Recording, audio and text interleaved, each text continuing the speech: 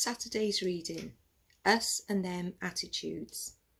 Do not lie to each other, since you have taken off your old self with its practices and put on the new self, which is being renewed in knowledge in the image of its Creator.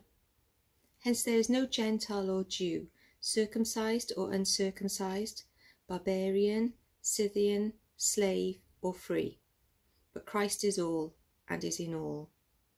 Therefore, as God's chosen people, holy and dearly loved, clothe yourselves with compassion, kindness, humility, gentleness and patience. Bear with each other and forgive one another. If any of you have a grievance against somebody, forgive as the Lord forgave you. And over all these virtues put on love, which binds them all together in perfect unity. Let the peace of Christ rule in your hearts, since as members of the one body you are called to peace, and be thankful. When I was in school, as a way to pass the time on the final day of term, the teachers always used to revert to the same game, the lifeboat game.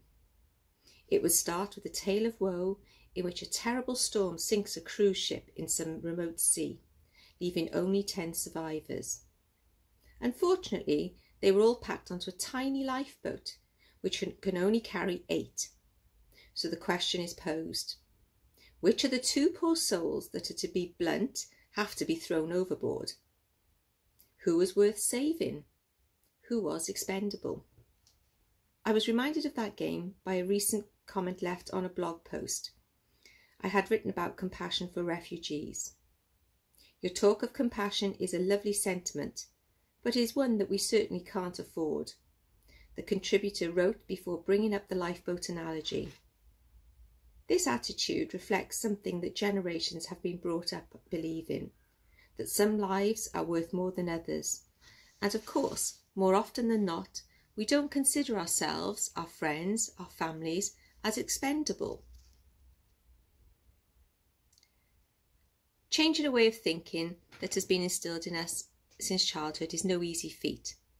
This lifeboat attitude is so woven into the fabric of our society that it is difficult to even be aware of it in our own thinking. Many of our newspapers reinforce this attitude in our minds, suggesting that in every moral or social decision we are making a choice between us and them.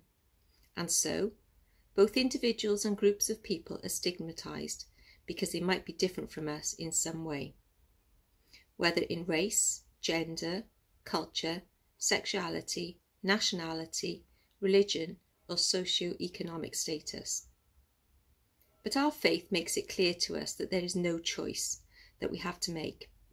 Compassion brings us to recognise that there is no us and them, that we are all children of God, loved and unique. Our passage today echoes this fact and shows that first century Palestine was not immune to dividing people into groups of us and them. As Jesus had done in parables such as the prodigal son and the Good Samaritan, Paul also challenges the status quo. Here he wrote in today's passage, there is no Gentile or Jew, circumcised or uncircumcised, barbarian, Scythian, slave or free, but Christ is all and is in all. In recent times we have faced and indeed continue to face so many challenges and difficulties. Climate change, racism, pandemics, terrorism, crime and political upheaval. Our faith helps us to accept the simple fact that we are all in this together. The call of a Christian, then, is not to get but to give, not to be self-centred but to serve. As such, this call combats the us and them virus that continues to infect our society today. By recognising each person as an individual worthy of respect, compassion and equality, we are inspired to reject the marginalisation of the vulnerable, the neglect of the disabled and the elderly, the stigmatisation of the poor and the increase in hate crimes against different races and religion in our society. A former student of mine, Reverend Dr. Keith Hebden, lives out his Christian call in a very practical way. National newspapers have reported on his arrest for speaking out against drone warfare. his visit to the hundreds of migrants living in appalling conditions in Calais, and his 40-day fast to draw attention to the rise in poverty in Britain. We may not ourselves take such dramatic steps in living out our Christian life, but each and every one of us can raise our voices and speak up for those who are continually on the other side of the us and them equation in our society. Silence must never be an option when we face hatred and oppression. As Keith Hebden wrote, adapting Nazi concentration camps survivor Martin Nebolia's word, "First they came for disabled people, but I did not speak up because I am not disabled. Then they came for the unemployed, but I did not speak up and risk my own job. Then they came for the unions, but maybe we don't need unions anymore. Then they came for migrants, but my middle-class guilt meant I kept my head down. Finally, they came for me, and there was no one left to speak out for me."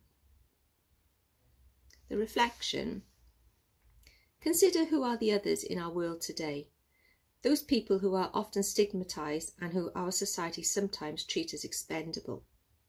Pray that we are never afraid to speak out against those who attempt to marginalise, blame or belittle both individuals and groups of people.